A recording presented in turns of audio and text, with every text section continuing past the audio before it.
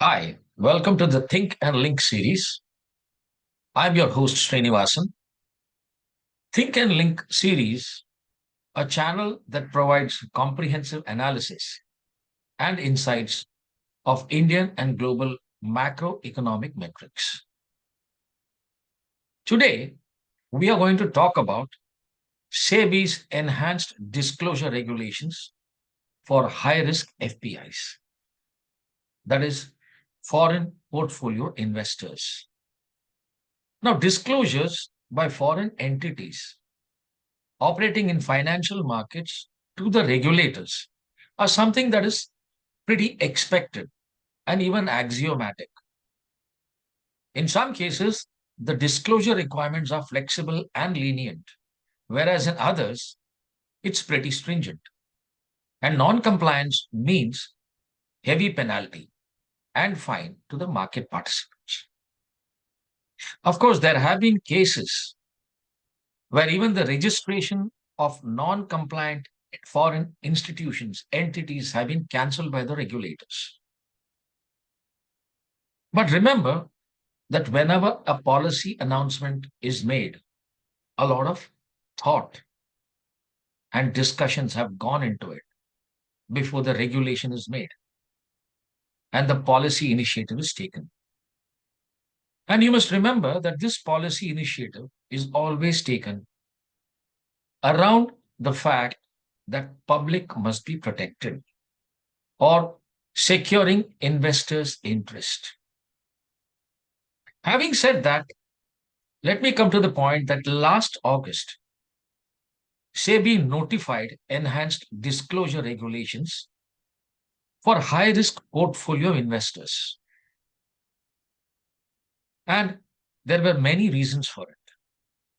But the FPIs were unhappy.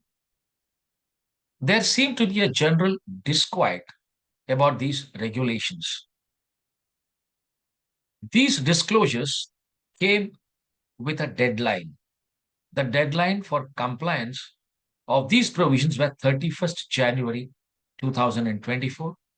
And you may be aware that that particular time period has passed. So this immediately raises a few questions. And we need to consider these questions. Why enhanced disclosure for high risk FPIs? Who are these high risk FPIs? That is the foreign portfolio investors. Then we have to see what are the provisions regarding the disclosure. Are there any exemptions? Thirdly, we also need to know what if few FPIs do not comply with the SEBI's notification or circular? How is this non-compliance by the FPIs treated? And lastly, of course, the impact of these disclosures on the funds outflow. You will be aware that if there is going to be very stringent disclosure, there may be many FPIs who may be unwilling to do so. So, is there an impact on funds outflow? These are the questions that we are going to consider. So, let's go to the first question. Why enhanced disclosure for high risk FPIs? We need to give a backgrounder for this. I mean, there are two important things which actually drove SEBI to come out with this disclosures for high risk FPIs. The first was the amendment to FDI policy, press note number 3 of 2020, April 2020 to be exact. This was the COVID era, which everyone may be aware of, when the Indian stock market nosedived and valuations of some of the most well-run companies were cheap.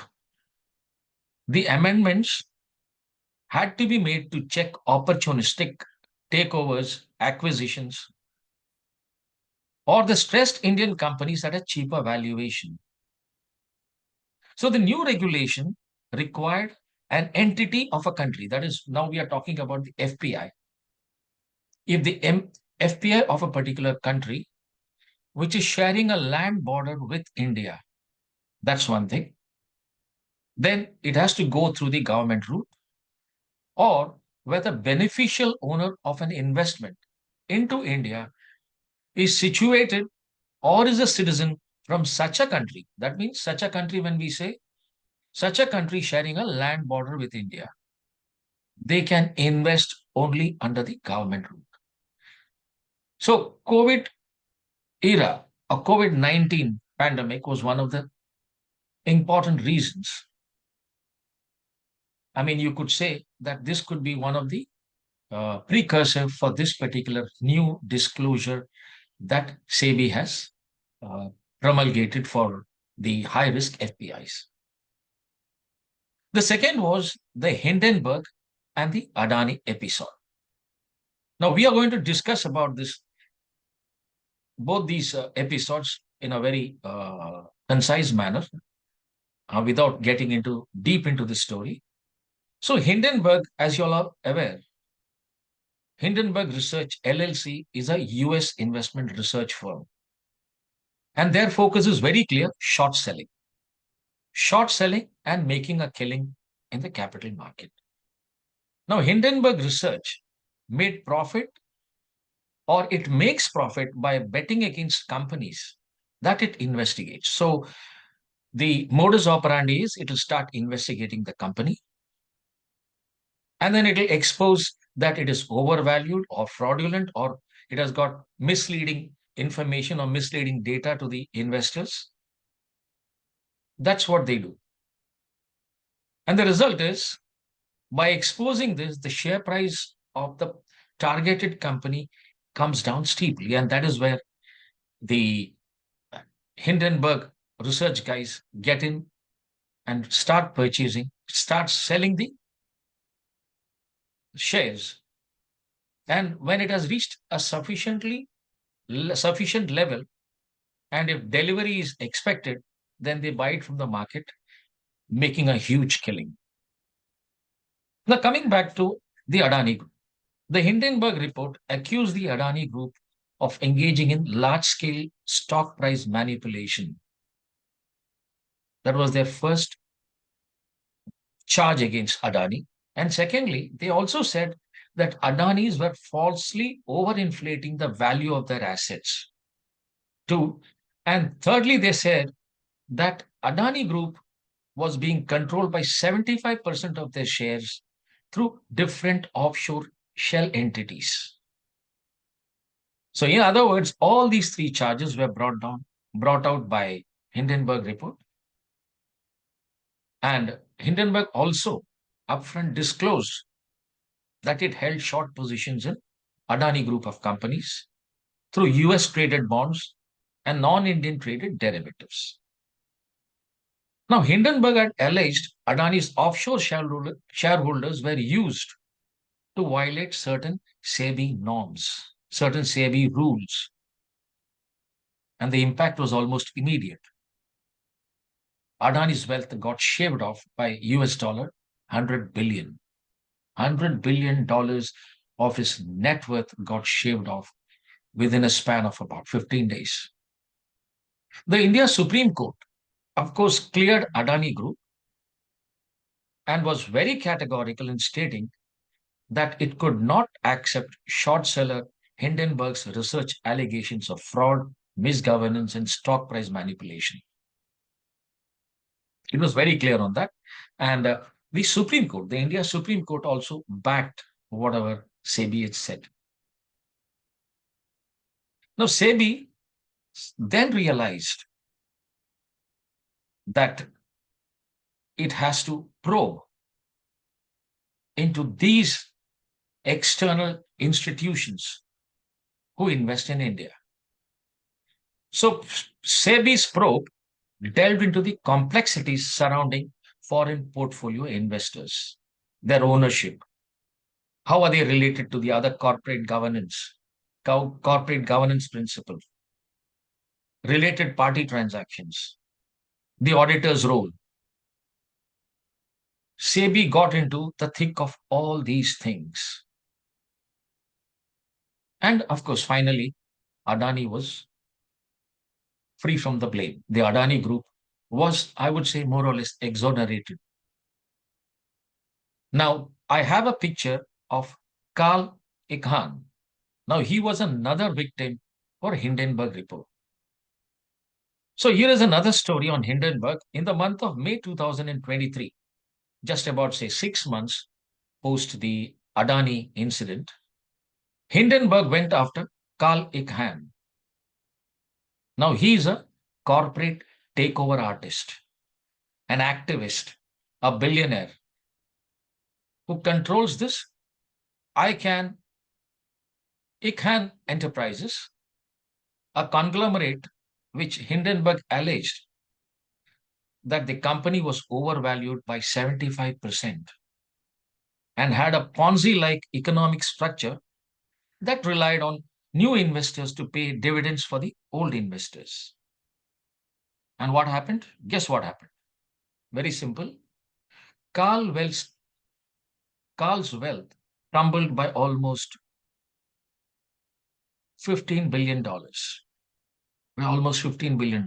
Now, post Hindenburg and Adani episode, Sebi, probably wiser after the event, the Indian stock market regulator, came in for a lot of criticism. And Sebi realized the opacity in the ownership structure of some of the overseas entities. And it found that often FPIs were operated by one group when it was the beneficial owners was somebody else. And it was this opacity in the ownership structure that compelled Sebi to act. So going further, we are now going to talk about what are the provisions regarding the disclosure. What is it about these disclosures that FPIs don't like or are unhappy about? Now, as I told you, Sebi's main worry was that there was a possible collusion. There was a possible collusion between promoters of such corporate groups. Could be, there could be. Sebi surmised, and that is the reason why it brought uh, this particular disclosure measures. And there could be a collusion between the promoters of the corporate group and the investors and use the FPI route to circumvent securities law. For example, one could easily avoid disclosures under takeover code or under, say, minimum public shareholding. It's quite possible. Secondly, it is also important to know that the laws of the land, under the laws of the land, the beneficial owner should not be situated in a country which is sharing a border with India. Now, these were the two main concerns for SEBI, and that is the reason why it came out with this particular disclosure. So, it defined foreign portfolio investors or identified under the high risk category as FPIs which have 50% of their AUM, that is asset under management, in one single corporate group. So that becomes a high risk category. And if it is a high risk category, it will have to adhere to the disclosure circular which SEBI has rolled out. Similarly, if there is an FPI, that is foreign portfolio investors, which have over 25,000 crores in AUM, that is asset under management, in the Indian equity market, they are also treated as high risk categories and they would also automatically come for disclosure. The rule provisions regarding disclosure would also be applicable to them. Now, this particular new disclosure norms was notified in 2023, August 2023, but the exercise started somewhere in the month of May 23. SEBI released its consultation papers on enhanced disclosure for high risk FPIs This particular uh, this particular consultation paper was kept in SEBI's June's board meeting. It was approved, and a final circular was released in August 2023. So now you know who are high risk FPIs. And as per this particular disclosure, these high risk categories must disclose who are the beneficial owners. So now let's see let's take further on this circular and let's talk about. So, what are the provisions regarding disclosure? Now, SEBI, that is the Stock Exchange Board of India, sorry, Securities Exchange Board of India, had mandated that high risk FPIs, that is high risk foreign portfolio investors, must submit granular details within 90-day period starting from 1st November 2023. That means from 1st November 2023, 90 days. So which means 31st of January, that particular period is over, right? It has to submit this. And what are the details it must submit?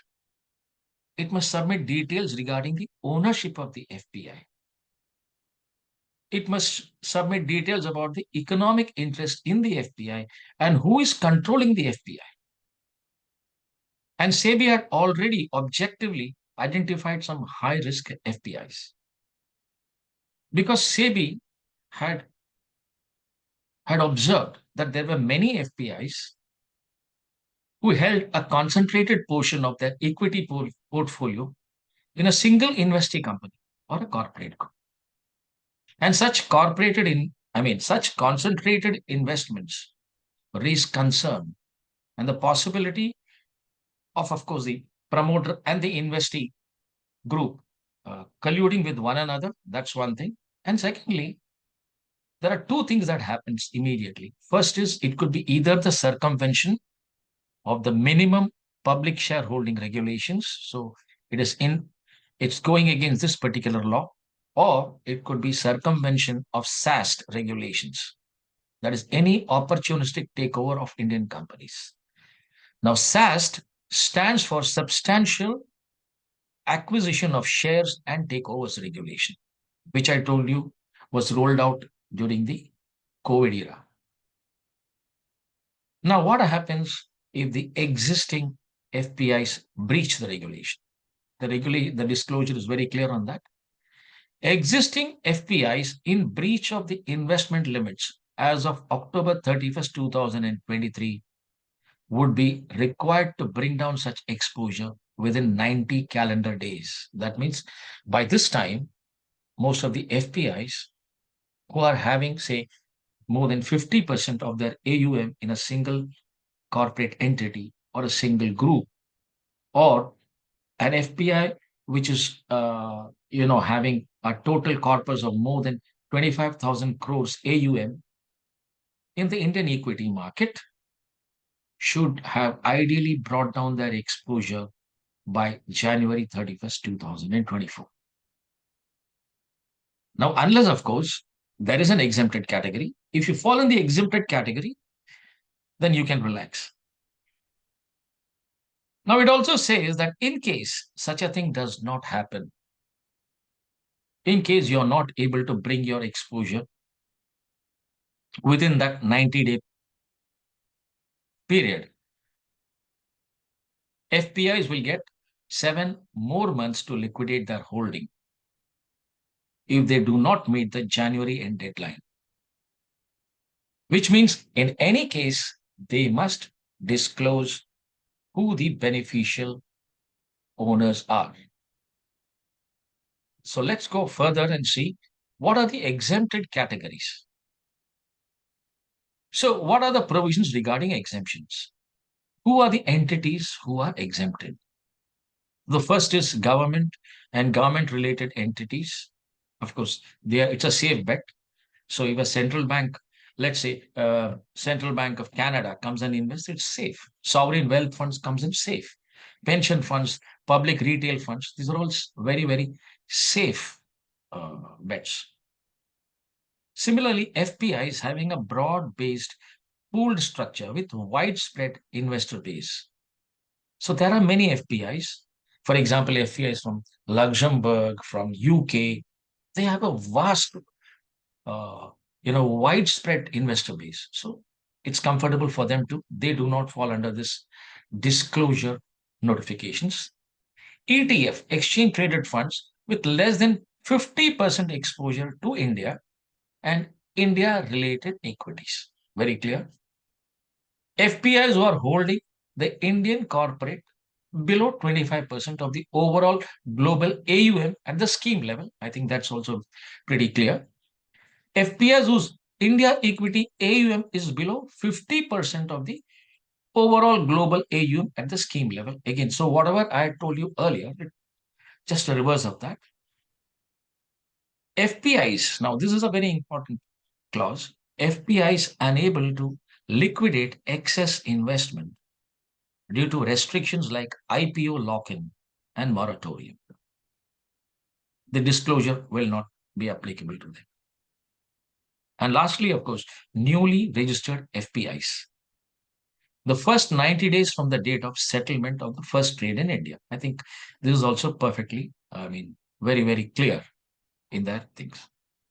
Now, going further, what happens if there is non-compliance by FPIs?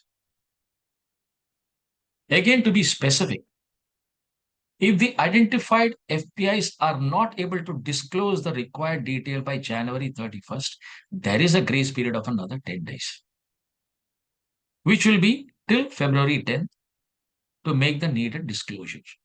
Now, even after February 10th, there is no immediate deadline or cliff for these high risk FPIs, as they would have another 6 months starting from February to liquidate or rebalance their holding to comply or move out of this high risk categories.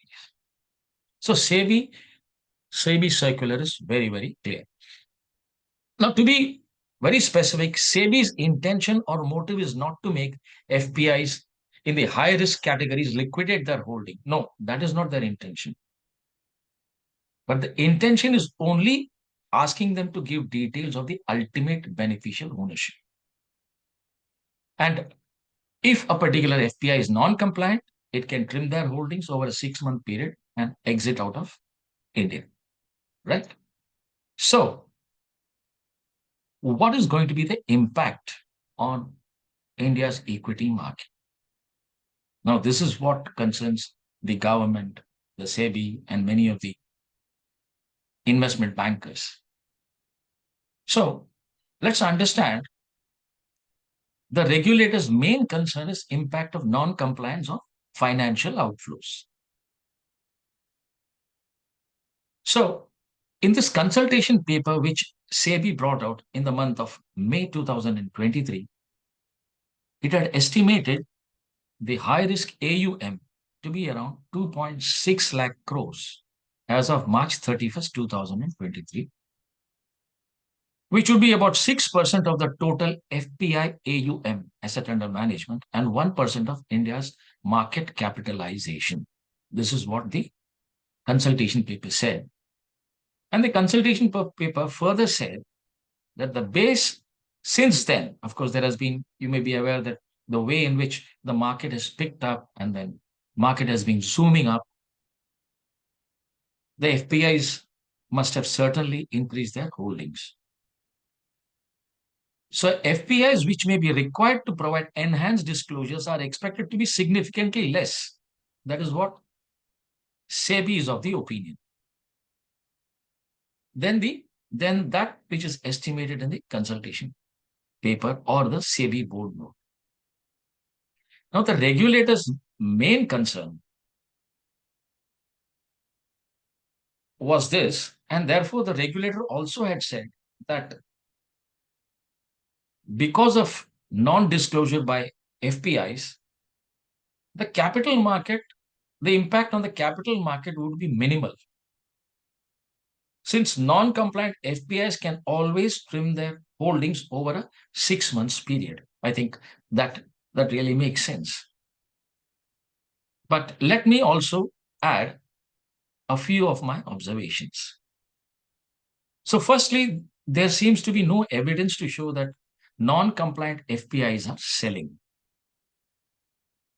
Now, if you see these figures, and this has been pulled out from NSDL data, you see these figures. FPI net outflow on equities in the month of January was minus, this is in crores. There are two columns here. One is in crores, one is in USD millions. Now, this is the equity column followed by debt VRR, that is variable rate repo, and this is hybrid. Now, we are only interested in this column and this column. This column is translation of this into US dollars. So let us first see the immediate past. In the month of January, the FPIs have sold 25,744 crores worth of securities. Now, I have pulled out a data till date, that is, we are now sitting on 5th of February. FPIs have actually purchased, net purchase of 2,281. Now, if you were to go back, I told you that these provisions came in the month of August 2023. Post that, if you see, in the month of September and October, there has been heavy sale by the FPIs. But then this situation has changed in the month of November and December. Right? So, if you see that, I really would not believe that the FPIs would be willing to exit because of these disclosure norms. Now, let me make another observation. You must be aware that today, no FIIs or FPIs, and incidentally for you, FIIs, that is the foreign institutional investor, and FPIs are used interchangeably. But for your benefit, I would say that FII is actually a subset of FPIs. You understand? It's a subset of FPIs. Now, many are of the opinion that, of course, gone are the days when FPIs would withdraw from Indian market and there would be a crash in the market. No such thing has ever been observed during last 1 year or last 2 years or last 3 years. Why? Because retail investors and our DIIs, that is domestic institutional investors, have been pretty active. Now, why am I saying so? Now, let's see at the next table. The next table says the net investment in the equity market by FIIs. Now, I have plotted the table right from August 23. You will find that in the month of August, September, October, there has been a net outflow by the FPIs or FIIs, whatever is the thing. As I told you, it is used interchangeably. But in the month of November, December, they have been very active. Now, if you were to say that more or less in the pure equity cash trade, they have withdrawn about 77,775.70 till 5th of February 2024, right from August onwards. Whereas if you see DII has invested 1,24,988.67 crores. So this has more or less covered up this particular deficit. Now let's take the indices for the month of January. Now BSE Sensex, it closed on the end of January, and it closed by just 0.68% less than what was quoted on 31st December. Nifty 50 also was down by just 0.03, whereas Nifty mid cap and Nifty small cap were all up. Of course, just for your information, India VX volatility is nothing but volatility of Indian markets. It tells you whether the Indian market is very volatile. Higher the figure, higher the volatility, and therefore more is the uncertainty. So I think you all are more or less clear as to about this particular provisions of FPI. Now, if you have enjoyed it, I'm definitely going to see you once again with another episode of Think and Link series. If you found this episode interesting and knowledge imparting, please like, share, and subscribe to this channel. Thank you. These are my details. So you could get in touch with me for any requirement of yours. Thank you so much.